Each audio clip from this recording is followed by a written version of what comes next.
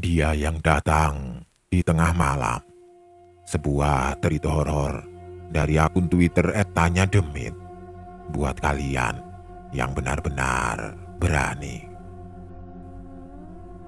Cerita ini dialami Pak Ujang dan istrinya Neng yang tinggal di kampung tersebut. Pada saat itu, Pak Ujang yang sehari-hari bekerja sebagai buruh tani dan beternak kini sedang bahagia karena istrinya Neng hamil setelah mereka menunggu kehadiran sang anak 5 tahun lamanya. Pak Ujang kini bekerja lebih keras. Selain bekerja menjadi buruh tani, dia bekerja juga sebagai peternak di kampungnya. Itu semua dia lakukan untuk persiapan kelahiran sang anak yang dia dambakan. Selama kehamilan itu, Pak Ujang benar-benar menjaga Neng dan calon buah hatinya. Bahkan dia melarang Neng untuk duduk di samping pintu, tidak boleh menyisir rambut di luar rumah waktu maghrib. Juga mitos-mitos yang bisa membuat hal buruk kepada sang buah hati.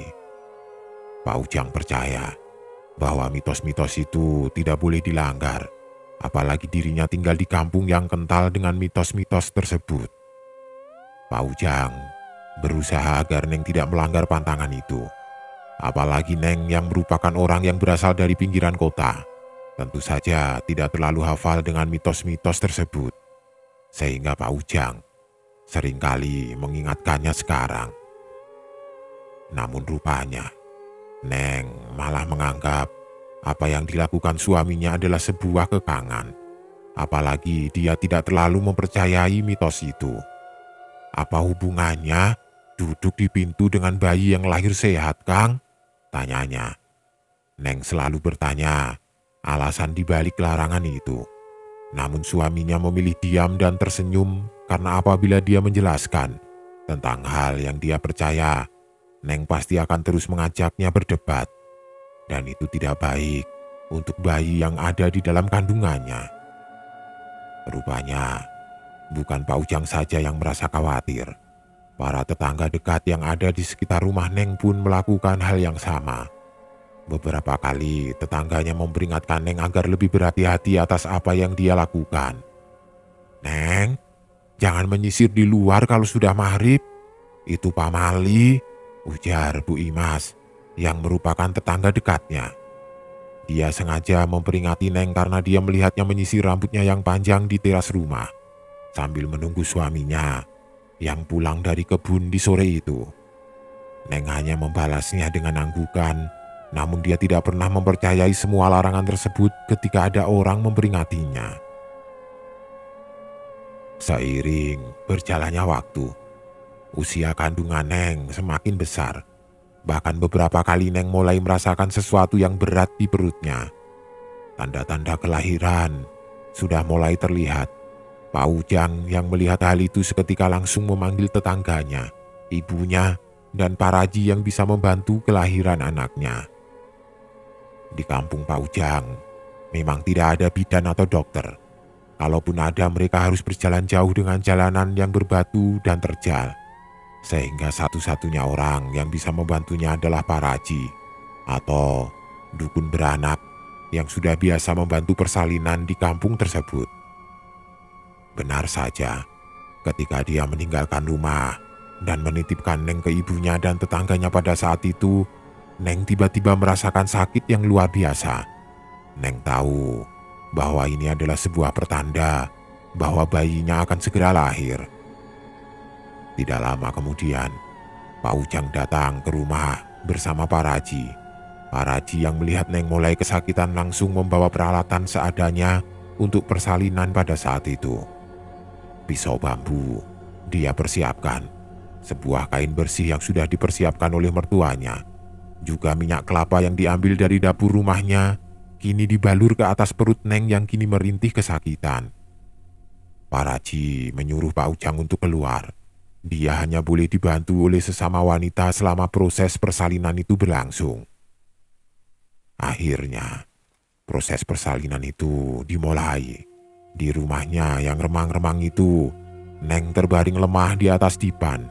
Tubuhnya menggeliat menahan rasa sakit yang kini menjadi-jadi. Pak Raji seketika mulai bekerja dengan segala keterbatasan. Dia mencoba mendorong bayi itu dengan memijat perut atasnya dan bergerak ke bawah secara perlahan. Waktu seolah-olah berjalan lambat ketika proses persalinan itu berlangsung. Pak Ujang hanya bisa menunggu di luar rumah sekarang dengan hatinya yang tidak karuan. Pikirannya melayang-layang, memikirkan kondisi istrinya yang sedang berjuang hidup dan mati atas buah hati yang dia damba-dambakan. Dia merasa tidak berdaya. Beberapa kali teriakan terdengar dari dalam rumah, namun Pak Ujang tidak bisa melakukan apa-apa pada saat ini.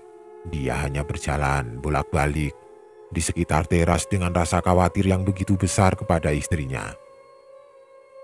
Setelah perjuangan yang sangat melelahkan, akhirnya bayi itu lahir.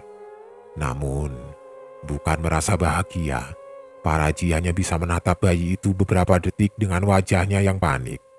Bayi yang sudah keluar itu tidak langsung bernafas, sehingga Pak Raji seketika langsung melakukan sesuatu. Dia membalikkan tubuh bayi itu, menepuk-nepuk punggungnya agar cairan yang ada di dalam tubuhnya bisa keluar. Wajahnya tampak pucat ketika dia melakukan hal itu kepada bayinya. Namun tidak lama kemudian, rasa pucat itu berubah. Terpancar wajah yang lega setelah mendengar suara tangisan dari bayi itu yang menggema hingga ke seluruh rumah. Neng, yang sudah beberapa tahun menunggu kehadiran buah hatinya, seketika langsung meminta Pak Raji untuk melihat bayinya. Rasa senang terpancar di wajahnya, sebuah kegembiraan yang tidak pernah dia lukiskan semasa hidup kini muncul dalam dirinya. Meskipun ada sesuatu yang tidak diketahui olehnya, bahkan oleh tetangga dan ibu mertuanya yang membantu persalinannya, yaitu Pak Raji yang lupa untuk membersihkan sisa-sisa kelahirannya, sehingga sebagian hari-hari bayi yang sudah dipotong dan seharusnya dibersihkan masih tertinggal di dalam tubuhnya dan tidak dikeluarkan. Setelah bayi dimandikan dan dibersihkan, bayi tersebut kemudian diserahkan kepada Neng. Pak Ujang yang awalnya menunggu di luar kini dipanggil untuk melihat bayinya yang dia idam-idamkan. Pak Ujang yang menunggu momen ini sangat bersyukur atas kelahiran anaknya. Bahkan dia berjanji kepada Neng bahwa dirinya akan lebih giat bekerja untuk keluarganya sekarang. Namun tampaknya kegembiraan itu hanya berlangsung sebentar. 3 hari kemudian, Neng tiba-tiba jatuh sakit. Awalnya itu hanya demam biasa, namun suhu tubuhnya semakin tinggi dari waktu ke waktu. Pak Ujang merasa khawatir atas apa yang terjadi kepada istrinya, sehingga dia melakukan apapun agar bisa membuat istrinya sehat kembali. Para tetangga dan ibu mertuanya pun secara bergantian mengurusnya ketika Pak Ujang sedang bekerja. Apalagi kini ada sebuah bayi mungil yang harus dia urus, sehingga rumah Pak Ujang tampak ramai oleh orang-orang yang membantunya. Setelah 1 minggu berjalan, sakitnya tidak kunjung sembuh. Bahkan kini sakitnya bertambah parah dan membuat tubuh Neng menjadi lemah. Salah satu tetangganya yang bernama Bu Imas teringat bahwa dia pernah menegurnya akibat menyisir rambut di sore hari, dan itu adalah kepercayaan yang dilanggar oleh Neng pada saat itu. Bu, apakah mungkin kalau si Neng sakit gara-gara dia menyisir rambut di sore hari? Soalnya sakitnya bertambah parah dan tidak kunjung sembuh, kata Bu Imas yang berkata kepada ibu mertua Neng pada saat itu. Ibu mertuanya yang mengetahui itu seketika langsung memanggil Pak Ujang dan mencari tahu kebenarannya. Pak Ujang yang mendengar hal itu pun membenarkan ucapannya. Apakah si Neng pamali karena dia mengabaikan hal tersebut? Katanya dengan nada yang sedikit panik. Semakin hari, tubuh Neng semakin lemah. Bahkan air susu yang keluar dari tubuhnya hanya sedikit, sehingga bayi yang diurus olehnya seringkali menangis karena air susunya tidak cukup untuk memenuhi kebutuhannya. Bahkan kini, setiap malam Neng mulai mengigau. Dia membicarakan hal-hal yang tidak jelas dengan kondisi badan yang masih demam. Dia menyebut nama-nama yang sudah meninggal, dari mulai ibunya, kakek neneknya, bahkan bapak mertuanya yang sudah tiada. Neng juga seringkali merasakan sakit yang luar biasa di perutnya, dan hal itu membuat Pak Ujang semakin panik, sehingga dia mendatangi kembali Pak Raji untuk menyembuhkan Neng yang bertambah parah. Pak Raji yang datang dan mengecek kondisi Neng hanya bisa menebak-nebak penyakit yang diderita Neng pada saat itu. Wajar saja, Pak Raji tidak memiliki keahlian seperti dokter atau perawat yang bekerja di rumah sakit. Keahlian mendeteksi penyakit yang dia lihat hanya berbekal pengalaman selama dirinya menjadi Pak Raji di dalam hidupnya. Pak Raji yang mencoba untuk tetap tenang, dia memijit-mijit beberapa bagian di tubuhnya. Lalu tidak lama dia juga memberikan beberapa obat herbal untuk Neng minum pada saat itu. Pak Raji juga meminta air mineral. Lalu dia melakukan sesuatu dengan memberikan beberapa mantra ke arah air mineral itu dan memberikannya kepada Pak Ujang. "Ini air doa, Jang. Berikan kepada istrimu. Ini akan membantu menenangkan rasa sakitnya," katanya dengan nada yang pelan. Pak Ujang yang mempercayai bahwa Pak Raji bisa menyembuhkannya, akhirnya mengangguk dan mengikuti apa yang dikatakan oleh Pak Raji untuk kesembuhan istrinya. Namun, setelah air itu diminum sampai habis, kondisi Neng tidak kunjung membaik, malah semakin parah. Wajahnya semakin pucat, keringat dingin membasahi tubuhnya, bahkan kini dia tidak bisa bangun lagi dari tempat tidurnya. Hingga 3 hari setelah Pak Raji mencoba untuk menyembuhkannya, Neng akhirnya meninggal dunia karena sudah tidak tahan lagi dengan sakit yang dideritanya. Tangis Pak Ujang pecah ketika istrinya yang dia sayangi kini sudah tidak bernyawa. Apalagi kini dia mempunyai bayi yang baru lahir dan harus dia urus sendirian. Kabar tentang meninggalnya Neng akhirnya tersebar. Para tetangga berkumpul untuk mengurus pemakaman Neng dan memakamkannya di pemakaman umum yang ada tepat di belakang kampung. Pak Ujang merasa terpukul atas kejadian itu. Dia membawa jenazah istrinya dan membantu menurunkannya ke liang lahat. Tali yang mengikat kepalanya, dia buka secara perlahan. Lalu tidak lama dia menyimpan beberapa bola yang terbuat dari tanah untuk bantalan kepalanya. Tubuh jenazah Neng dimiringkan ke kiri, dan tidak lama ditutup oleh papan yang sudah dipersiapkan di pemakaman itu. Secara perlahan, Neng yang sudah tidak bernyawa ditutup oleh tanah.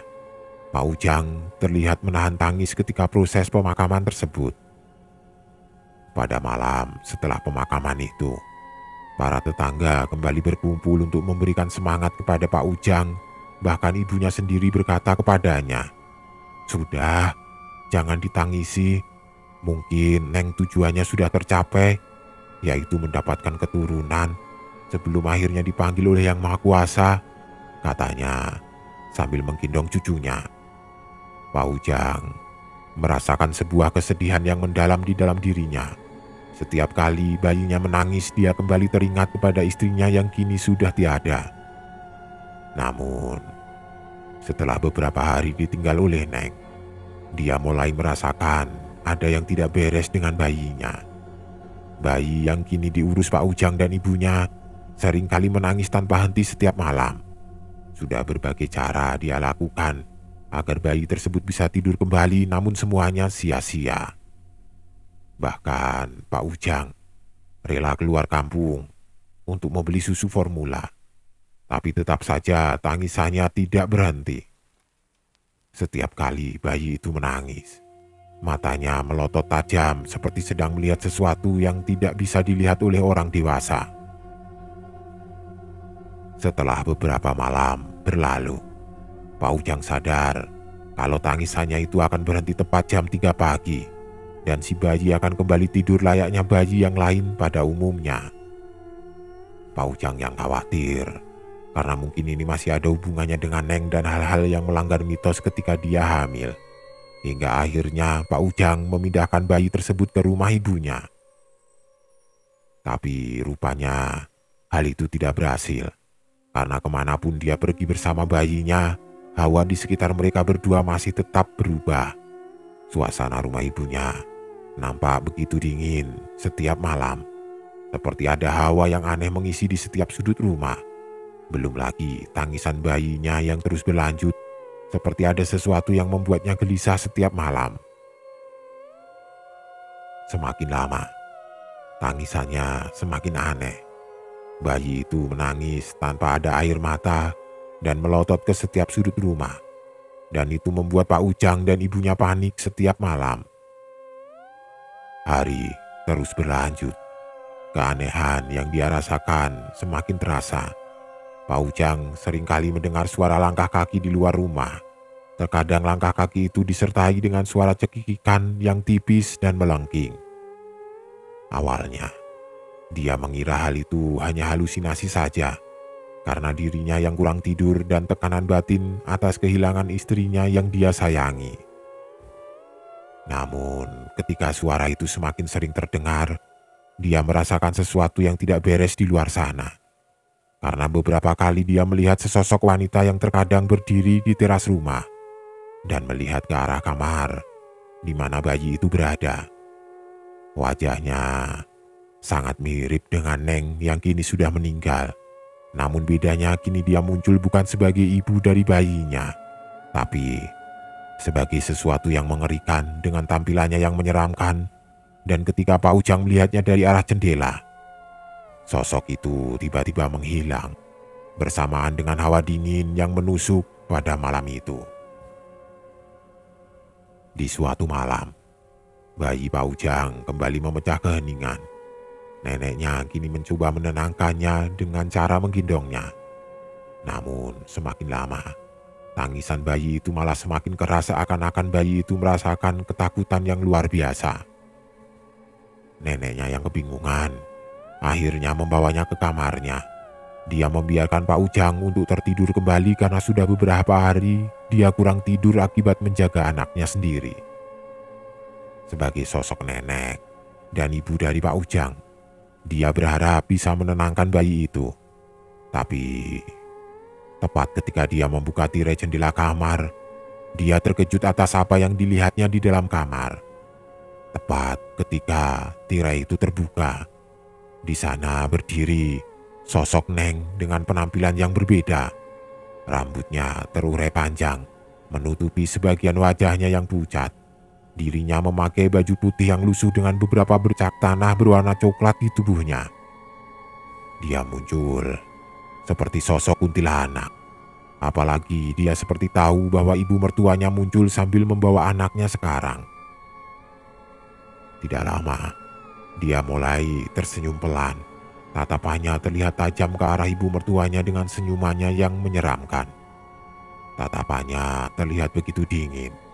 Dan tidak lama dia mulai membuka mulutnya dan berkata kepadanya, "Balikin anakku. Biarkan aku yang mengurusnya." Suaranya yang pelan terlihat menggema di seluruh ruangan. Hal itu tentu saja membuat ibu mertuanya menjerit ketakutan. Tubuhnya terlihat bergetar dan tidak lama kemudian dia langsung berlari ke ruang depan sambil memanggil-manggil anaknya. "Ujang, bangun Ujang, Ujang," katanya dengan nada panik. Mendengar teriakan itu, Pak Ujang segera berlari ke dalam kamar. Namun lagi-lagi saat dia tiba dan melihat kondisi kamar ibunya, sosok Neng kembali menghilang. Dan kamar ibunya kini kembali kosong seperti tidak terjadi apa-apa di dalam sana. Kemunculan sosok Neng tepat di depan ibunya membuat mereka kini tidak bisa tidur nyenyak. Di tengah-tengah tangisan bayinya yang masih belum berhenti, Pak Ujang terjaga sepanjang malam. Hingga akhirnya, tepat di jam 2 malam, tanpa sadar mereka sudah tertidur. Rasa kantuk yang begitu kuat membuat mereka berdua tidak sadar sudah memejamkan mata mereka. Apalagi, rupanya tangisan bayi itu sudah mulai mereda. Meskipun tepat setengah 3 subuh, mereka kembali terbangun dari tidurnya. Terdengar suara cekikikan yang keras dari luar rumah. Suara cekikikan disertai dengan suara tawa yang mengerikan. Bahkan suara itu seperti berbeda sekarang. Dia terlihat senang di luar sana, namun tetap saja suara itu mengerikan untuk didengar oleh mereka semua. Pak Ujang sadar bahwa ketika dia dan ibunya bangun, bayi yang seharusnya ada di dekatnya kini menghilang. Sontak, hal itu membuat jantungnya berdetak kencang. Pak Ujang yang kebingungan kini mencarinya di seluruh penjuru rumah, namun tetap saja bayi tersebut tidak ditemukan. Hingga akhirnya suara tertawa itu terdengar lagi dan kali ini lebih jelas terdengar. Suara itu muncul tepat di atas rumah mereka. Pak Ujang yang mendengar hal itu secara tiba-tiba berlari. Dia ingin memastikan apa yang sebenarnya terjadi di luar sana. Pak Ujang yang panik langsung membuka pintu depan yang terkunci disusul oleh ibunya yang berlari dari belakang. Dan ketika mereka keluar dan melihat ke atap rumah, Pak Ujang tiba-tiba terdiam. Tubuhnya mendadak beku dan tidak bisa digerakkan. Bagaimana tidak, di atas sana dia melihat sosok istrinya dengan wujud yang menyeramkan terlihat menggendong bayi itu di dalam pelukannya. Bayi itu mulai terlihat menangis ketika Pak Ujang melihatnya dari teras rumah. Neng hanya tertawa melihat bayi itu menangis di dalam pelukannya. Suaranya terlihat melengking dengan wajahnya yang menakutkan. Bahkan kakinya terlihat digerakkan seperti sedang berayun-ayun di atas sana ketika angin malam menerpa tubuhnya. Pak Ujang merasakan ketakutan yang luar biasa. Dia kini melihat dengan jelas sosok istrinya dengan wujud yang berbeda. Dia tidak menghilang lagi seperti apa yang dia lihat dalam beberapa hari ini. Namun, di balik ketakutannya, ada sebuah perasaan lain yang muncul secara perlahan, yaitu sebuah keberanian yang mengharuskan dia menyelamatkan bayinya. Di tengah-tengah tangisan bayi dan suara cekikikan yang melengking di tengah malam, Pak Ujang langsung berlari mencari tangga yang ada di dekat rumahnya. Dengan wajahnya yang panik, dia langsung menaiki tangga itu dan berteriak ke arah Neng. "Neng, balikin anak kita," katanya sambil mengulurkan tangannya. Neng yang duduk di atap rumah hanya menatapnya dengan senyumannya yang menyeramkan. Dia terus menggendong bayinya yang terus menangis tanpa henti di dalam pelukannya. Hingga akhirnya, tepat ketika Pak Ujang hampir sampai dan ingin membawa bayinya pergi, tiba-tiba tubuh Neng melayang ke udara. Dia terbang menjauh, membawa bayi itu bersamanya. Tubuhnya terlihat terbang ke arah perkampungan dan menghilang ke dalam kegelapan yang pekat pada saat itu. Pak Ujang hanya bisa duduk di atas atap. Jantungnya terlihat berdetak kencang, nafasnya terengah-engah. Dirinya merasa putus asa dan panik atas apa yang dia lihat. Namun, hanya beberapa detik hingga akhirnya dia menggelengkan kepala. Bahkan dengan tubuhnya yang gemetar, dia kembali turun dari atap rumah dan berlari untuk mencari bantuan. Pak Ujang berlari di tengah kegelapan malam bersama dengan ibunya. Satu-satunya tempat yang akan dia tuju adalah pos ronda yang letaknya di tengah-tengah kampung. Pak Ujang yang berlari dari rumah akhirnya bertemu dengan Pak Umar dan beberapa warga yang sedang berjaga. Tanpa membuang waktu lama, dia berkata bahwa bayinya hilang dan dia meminta bantuan mereka untuk mencarinya. Pak Umar dan para warga tentu saja panik setelah mendengar hal itu dari Pak Ujang. Tidak lama kemudian, mereka bersama-sama langsung bergegas mencari bayi Pak Ujang. Para warga dibagi beberapa kelompok untuk menyisir seluruh kampung dengan senter yang mereka bawa. Dan setelah beberapa jam mencari, akhirnya bayi itu bisa ditemukan. Bayi itu ditemukan ketika kokok ayam pertama terdengar. Dan tempat mereka menemukan bayi itu adalah tempat yang tidak mereka duga sebelumnya. Bayi itu terlihat tergeletak begitu saja dengan posisi tertidur di atas makam Neng. Dia ditemukan oleh beberapa warga di tengah-tengah kuburan yang sunyi dan menyeramkan. Pak Ujang yang mendengar kabar tersebut seketika langsung berlari ke makam Dia langsung memeluk tubuhnya dan segera membawa bayinya pulang ke rumah pada saat itu juga. Setelah kejadian pada malam itu, rupanya teror Neng masih berlanjut. Bahkan kini tidak hanya kepada Pak Ujang dan bayinya saja. Teror akan kemunculan Neng di tengah malam mulai merambat ke seluruh kampung. Para warga yang awalnya hanya mendengar cerita yang menyeramkan itu dari Pak Umar dan warga yang sedang ronda kini mulai mengalami sendiri. Bagaimana Neng muncul dan bergentayangan di seluruh kampung. Sosoknya kini berubah menjadi seperti kuntilanak dengan tawa yang melengking dan mengerikan.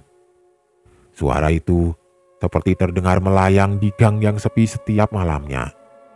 Salah satu orang pertama yang mengalaminya adalah Pak Umar. Dia yang sering melakukan ronda malam seperti biasa sedang berjaga di pos bersama dua temannya. Mereka duduk di bawah pohon jambu besar yang tumbuh di dekat pos ronda. Awalnya, malam itu terasa sangat tenang. Hanya ada suara jangkrik dan gemerisik dari dedaunan yang ditiup oleh angin malam. Namun, suasananya berubah mencekam ketika terdengar suara tawa cekikikan yang samar dari atas pohon jambu yang ada di dekatnya. Pak Umar dan dua temannya penasaran akan suara tersebut. Seketika mereka melihat ke atas sana dan di saat itulah dia melihat Neng yang duduk di salah satu dahan pohon jambu yang tepat di atas mereka. Rambutnya panjang terurai, matanya terlihat melotot tajam ke arah mereka yang ada di bawah pohon. Kakinya berayun-ayun secara perlahan, seolah-olah sedang menikmati pemandangan malam di atas sana. Pak Umar yang melihat dengan jelas sosok yang duduk di atas sana seketika lemas. Wajahnya terlihat pucat dan seketika muncul keringat dingin yang mengucur deras di dahinya. "Neng," katanya gemetar. Tepat ketika mendengar hal itu seketika Neng tertawa. Bahkan kali ini terdengar lebih keras. Suaranya menggema seantero kampung membuat bulu kuduk Pak Umar dan dua temannya merinding seketika. Pak Umar kini tidak bisa lagi mengontrol tubuhnya. Dengan refleks dia melemparkan senternya lalu dia lari terbirit-birit meninggalkan pos ronda bersama dengan kedua temannya. Kabar tentang penampakan Neng dengan cepat menyebar ke seluruh kampung dan tidak lama setelah kejadian itu, giliran Bu Imah yang menjadi sasaran berikutnya.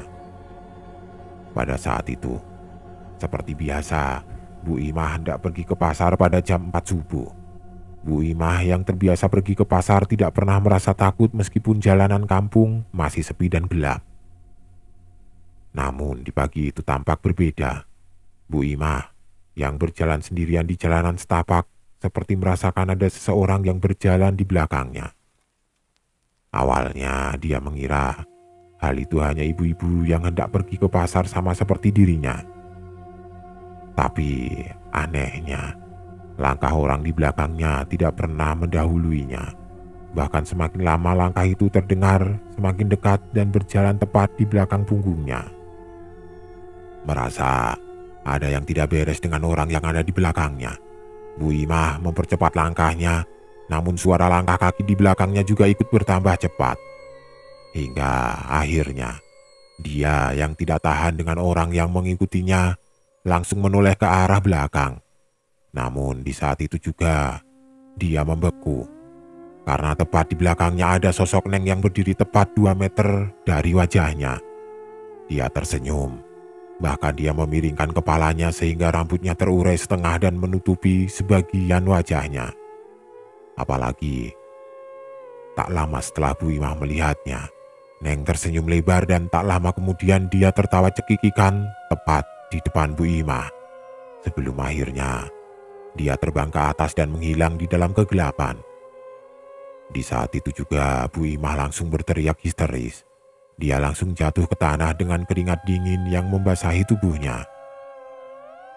Butuh beberapa menit sehingga dia bisa mengendalikan dirinya lagi. Dan setelah dia mempunyai tenaga untuk berdiri kembali, dia langsung lari terbirit-birit kembali ke rumah dan melupakan niatnya untuk kembali ke pasar. Teror demi teror yang dilakukan oleh Neng membuat warga kini semakin ketakutan. Malam hari menjadi waktu yang paling menakutkan bagi mereka sekarang. Tidak ada yang berani keluar rumah setelah matahari terbenam. Cekikikan Neng yang melengking sering terdengar melayang di udara, dan hal tersebut menambah kengerian suasana malam di kampung tersebut. Para ibu-ibu kini sudah takut untuk ke pasar, bahkan untuk sekedar ke kamar mandi atau mengambil kayu bakar di belakang rumah. Mereka takut Neng akan muncul dan menakut-nakuti mereka. Apalagi bapak-bapak yang biasa ronda pun kini mulai enggan untuk berjaga setiap malam tiba, membuat kampung itu semakin hening dan semakin sunyi ketika malam. Pak Ujang beberapa kali mendengar keluhan dari para warga. Mereka berkata bahwa Neng bergentayangan karena melanggar mitos ketika sedang hamil. Pak Ujang tidak bisa berbuat apa-apa karena dia sendiri tahu bahwa Neng memang tidak percaya hal seperti itu. Jiwanya kini tertekan dan dia merasa bertanggung jawab atas teror yang dialami oleh tetangga-tetangganya sekarang. Pak Ujang tidak diam saja. Dia mencoba berkonsultasi dengan beberapa orang pintar yang ada di luar kampung. Para orang pintar memberi perlindungan kepada Pak Ujang dan keluarga. Mereka yakin bahwa Neng tidak akan membawa bayinya lagi ketika berada di rumah. Tapi entah mengapa, dari mereka semua tidak bisa memberikan solusi yang pasti ketika Pak Ujang memintanya untuk memurnikan jiwanya. Mereka hanya berkata bahwa jiwa Neng yang bergentayangan terjadi akibat ada sesuatu yang belum terselesaikan. Ketika ditanya oleh Pak Ujang, mereka tidak tahu apa yang sebenarnya diinginkan oleh Neng ketika bergentayangan. Di tengah-tengah tekanan dari tetangga dan para warga kampung yang ketakutan, Pak Ujang juga tidak bisa tidur dengan tenang. Bayi yang merupakan anak satu-satunya itu tidak bisa tidur dengan tenang. Dia selalu gelisah sepanjang waktu seolah-olah merasakan kehadiran ibunya yang sudah tiada. Di beberapa saat, Pak Ujang juga sering merasakan hal yang sama. Dia tahu bahwa Neng sering kali datang ke rumah untuk melihat bayi mereka. Meskipun kini dia tidak bisa masuk ke dalam rumah, tapi Pak Ujang tahu dari suara cekikikan dan suara dari kaki yang diseret di teras rumah. Beberapa kali Pak Ujang membuka jendela. Beberapa kali pula Pak Ujang melihat Neng berdiri di sana.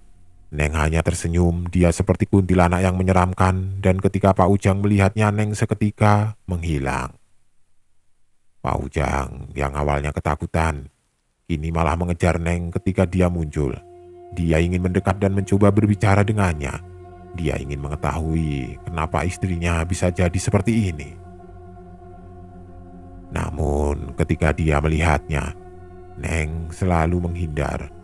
Beberapa kali dia mengejarnya sampai keluar rumah dan Neng selalu menghilang dalam sekejap mata. Hal itu tentu saja membuat Pak Ujang semakin frustasi. "Kenapa, Neng? Kenapa kamu harus menghantui kita semua?" gumamnya ketika dia sedang mengejar Neng yang muncul dan tiba-tiba menghilang tepat di hadapannya. Seiring berjalannya waktu, ketegangan di kampung semakin memuncak. Beberapa warga sudah merasa bahwa di kampung mereka sudah tidak aman lagi. Mereka semakin mengurung diri di dalam rumah ketika malam tiba. Ibu-ibu seringkali memanggil anak-anaknya ketika matahari sudah terbenam. Mereka langsung masuk ke dalam rumah, menutup semua pintu dan jendela rapat-rapat. Namun semakin mereka mencoba menghindar, Neng malah semakin menampakkan dirinya, seolah-olah dia ada di mana-mana dan mereka tidak pernah bisa melarikan diri darinya. Pak Ujang tahu bahwa dia harus melakukan sesuatu sebelum situasinya semakin memburuk. Tapi apa? Dia tidak tahu cara untuk menghadapi Neng yang kini sudah berubah menjadi sosok yang mengerikan. Pak Ujang yang kini menitipkan kembali bayinya ke ibunya, kini malah keluar dan mencari Neng setiap malam. Dia ingin memastikan bahwa Neng tidak akan menghantui para tetangganya lagi. Setiap kali suara cekikikan dan tertawa yang melengking Pak Ujang pasti mengejarnya. Namun lagi-lagi Setiap kali dia mendekat, Neng selalu menjauh dan menghilang.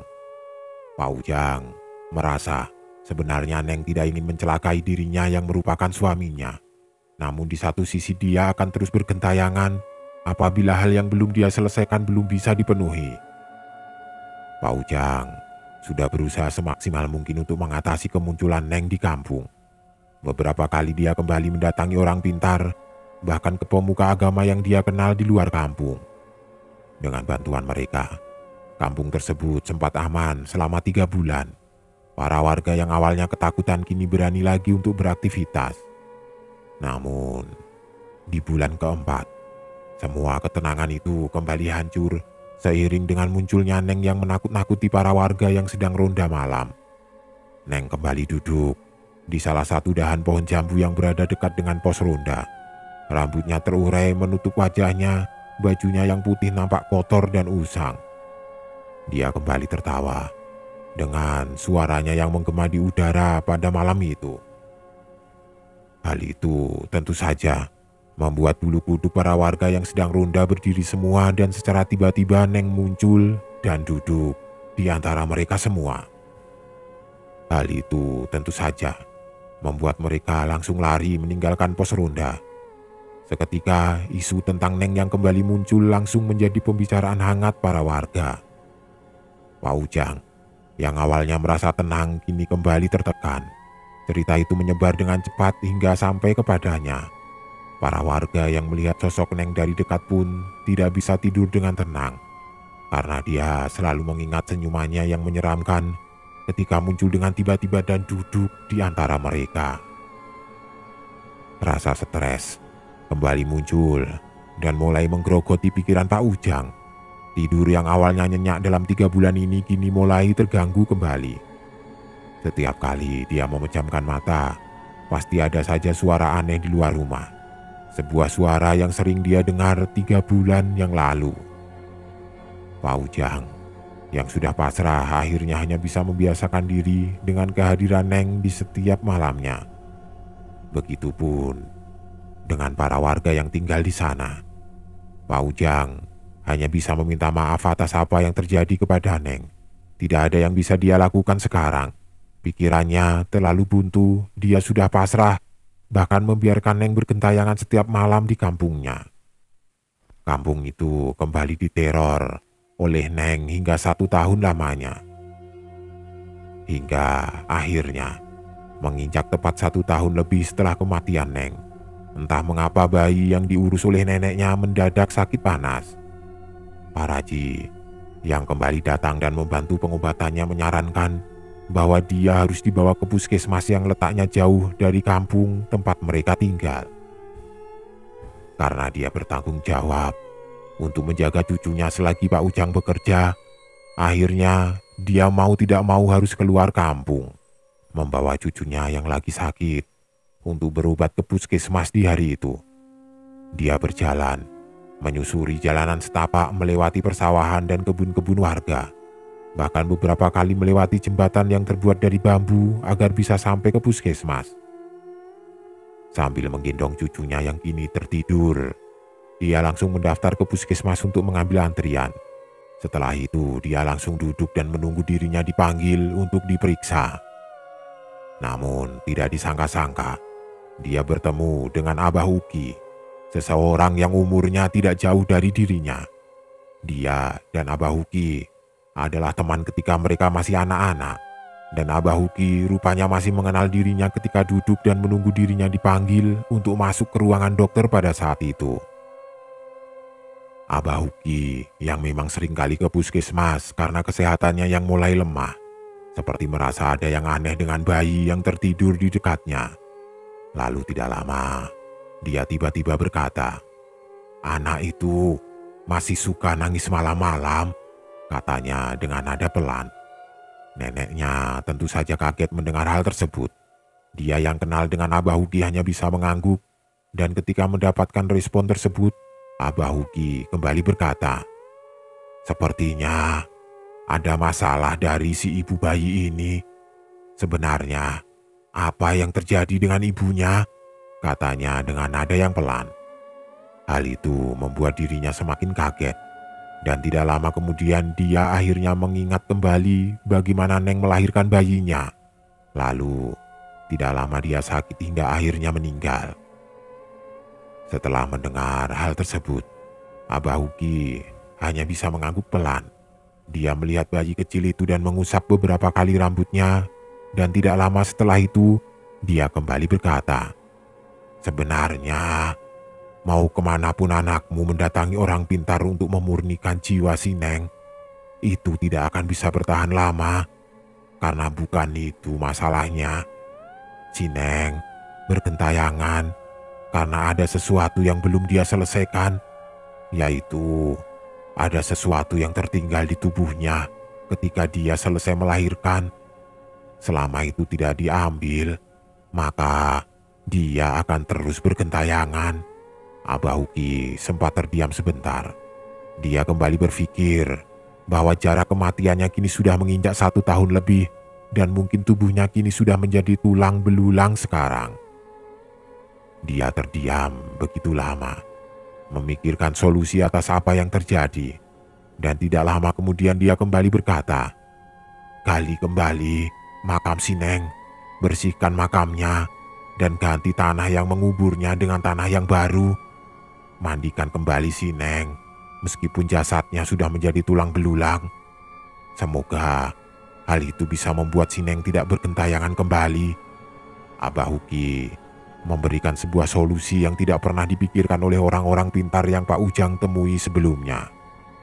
Dan ketika sang nenek mendengar hal tersebut, seketika dia langsung mengangguk dan berterima kasih kepadanya atas saran yang diberikan. Apa yang dikatakan oleh Abah Uki akhirnya disampaikan olehnya kepada Pak Ujang. Dia menceritakan semuanya dengan kedua matanya yang berkaca-kaca. "Semoga ini bisa menjadi solusi agar si Neng tidak bergentayangan lagi, Nak," katanya dengan nada yang pelan. Pak Ujang yang mendengar hal itu seketika langsung lemas. Dia merasa bersalah karena tidak sadar atas apa yang terjadi pada saat itu. Jika saja pada saat itu dia, ibunya, dan para tetangga yang membantunya sadar bahwa ada sesuatu yang tertinggal di tubuhnya setelah dia melahirkan, mungkin saja Neng pada saat ini masih hidup dan mengurus bayinya bersama dirinya. Pak Ujang semakin merasa bersalah, apalagi ketika Neng sakit setelah melahirkan hingga akhirnya meninggal. Dengan keberanian yang tersisa, Pak Ujang akhirnya kembali ke rumah tetangganya. Dia mendatangi mereka satu persatu menceritakan apa yang terjadi dan menceritakan solusi yang diberikan oleh Abah Uki. Bahkan, dia sampai memohon agar mereka bisa membantunya untuk menggali kembali makam Neng. Awalnya mereka terdiam. Rasa ragu dan takut seketika menyelimuti mereka. Namun ketika melihat Pak Ujang yang menangis dan memohon di depan mereka semua, akhirnya para tetangganya luluh dan siap membantu Pak Ujang bersama para warga. Tidak butuh waktu lama, para tetangga itu langsung berlari ke seluruh kampung untuk meminta bantuan. Mereka menceritakan kembali apa yang diceritakan Pak Ujang kepadanya, dan mereka memohon agar para warga membantunya agar teror Neng bisa segera berakhir. Setelah banyak warga yang siap membantu, akhirnya mereka berbondong-bondong ke arah pemakaman. Mereka menggali kembali makam Neng yang sudah hampir 1 tahun lebih di sana. Suara sekop dan cangkul kini mulai terdengar. Wajah-wajah pucat dari mereka terlihat dengan jelas. Ada sebuah rasa keraguan dari dalam diri mereka. Mereka takut mereka gagal memurnikan Neng dan berakhir dengan kemunculan Neng tepat di depan keluarganya. Pak Ujang juga nampaknya merasakan hal yang sama. Jantungnya berdetak kencang setiap kali cangkulnya menggali tanah makam istrinya. Makam yang sudah digali itu semakin lama semakin dalam. Dan tidak lama kemudian sebuah kain kafan yang putih terlihat secara perlahan. Kain kafan itu terlihat sangat kusam dan kotor. Bahkan aroma busuk seketika tercium keluar dari makam tersebut. Pak Ujang dan para warga langsung menutup hidung mereka. Mereka kembali menggali makam tersebut hingga akhirnya mereka menemukan jasad Neng yang sudah menjadi tulang belulang. Salah satu warga yang ada di sana seketika langsung membentangkan kain kafan yang baru. Tulang-tulang dari Neng yang terkubur itu diangkatnya satu persatu lalu disimpan di atas kain kafan tersebut. Beberapa orang membawa beberapa ember besar berisi air, dan ibu-ibu kini terlihat siap untuk memandikan kembali tubuh Neng yang menjadi tulang belulang. Setelah semua tulang-tulang itu diangkat semua, mereka mulai memandikannya. Mereka mulai membersihkannya dengan sangat hati-hati, membersihkan setiap jengkal dari tulang-tulang yang ada di sana sehingga terlihat bersih. Tidak lama kemudian, jasad Neng kembali dibungkus dengan kain kafan baru. Kain itu kembali dibentangkan di dalam makam dan menyusun kembali tulang-tulang itu sebelum membungkusnya dan menutupnya kembali dengan tanah yang baru. Dalam proses tersebut, Pak Ujang terlihat sedih sekarang. Dia merasakan bagaimana air matanya jatuh dan mengalir di pipinya. Rasa takut dan ragu yang tadi dia rasakan seketika pudar. Malah sekarang dia merasakan sebuah kenangan tentang sosok istrinya yang dia cintai seumur hidupnya. Kenangan-kenangan manis akan sosok Neng kembali hadir di dalam ingatannya. Dia ingat bagaimana Neng berusaha berjuang agar dirinya bisa mendapatkan keturunan. Bahkan dia sendiri tahu bahwa Neng sangat mencintainya. Proses pemakaman jasad Neng yang sudah menjadi tulang belulang itu rupanya tidak berlangsung lama. Setelah dibersihkan dan kembali dimakamkan, semua warga kini berdoa berharap apa yang mereka lakukan bisa membuat jiwanya tenang sekarang. Para warga yang selesai melakukan hal tersebut akhirnya kembali pulang. Meskipun masih ada keraguan di dalam hati mereka, namun mereka hanya bisa pasrah apabila Neng masih bergentayangan. Karena tidak ada lagi yang bisa mereka lakukan sekarang. Akhirnya, malam pun tiba. Suasana tenang kini mulai menyelimuti kampung. Para warga masih memilih untuk diam di rumah. Mereka masih belum yakin bahwa jiwa Neng sudah dimurnikan. Mereka masih khawatir bahwa Neng masih bergentayangan dan meneror setiap warga yang keluar rumah ketika malam. Namun berbeda dengan Pak Ujang. Entah mengapa, malam itu dia seperti ingin membawa bayinya keluar rumah. Dia duduk di kursi depan rumahnya dan melihat kegelapan yang menyelimuti di depan matanya. Di dalam hatinya, dia terus berdoa agar jiwa Neng bisa tenang sekarang. Namun, tidak lama kemudian, tepat dari arah jalanan setapak, ada sesuatu yang muncul di sana. Neng kembali muncul, namun kali ini ada sesuatu yang berbeda. Wajahnya terlihat anggun dengan senyumannya yang memikat seperti ketika dia masih hidup. Tidak ada lagi suara tertawa. Tidak ada pula suara yang melengking dan membuat orang ketakutan. Bahkan dia tidak menghindar dan menghilang ketika Pak Ujang melihatnya. Dia hanya berdiri dan tersenyum melihat bayi yang dibawa oleh Pak Ujang pada saat itu. Bayi yang merupakan anaknya pun ini tidak merasa takut. Bahkan dia terlihat senang melihat Neng dan tersenyum seperti melihat sosok ibunya yang sudah melahirkannya. Apalagi tepat ketika dia melihatnya, secara spontan tiba-tiba bayi itu berkata, "Mama," katanya dengan suaranya yang lembut. Hal ini tentu saja membuat hati Pak Ujang bergetar hebat. Dan tidak lama kemudian Neng menghilang secara perlahan diikuti oleh suara angin malam yang berhembus dengan pelan dari dalam kegelapan. Sejak saat itu, Neng tidak pernah kembali lagi. Sosoknya yang menyeramkan kini mulai menghilang dan hanya menjadi cerita di kampung tersebut. Bahkan sekarang, para warga sudah berani untuk beraktivitas kembali ketika malam. Pak Ujang yang kini melihat anaknya yang mulai dewasa, seperti melihat bagian dari Neng yang ada di dalam anaknya. Dia selalu bertanya di dalam hatinya, apakah Neng benar-benar pergi? Atau dia terus mengawasi mereka di sebuah tempat yang tidak pernah dia sadari? Yang pasti, Cerita ini kini menjadi sebuah cerita yang tidak pernah hilang dari kampung itu. Bahkan hingga anaknya tumbuh dewasa, dia merasa bahwa ada sosok tidak terlihat yang sering kali menjaganya.